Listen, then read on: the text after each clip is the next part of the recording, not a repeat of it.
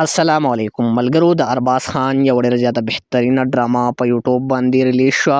په دې ویډیو کې به موږ د ارباز خان د دغه نوې ډرامې په حواله به خبرې کوو. دا ویډیو تر اینډه پورې وګورئ، ویډیو لایک کړئ او زموږ چینل پښتو ډراما سبسکرایب کړئ او ورسره د ګنټۍ نشان هم دباو کړئ چې زموږ راتلونکي داسې ویډیوګانې تاسو ته وخت په وخت ملویږي.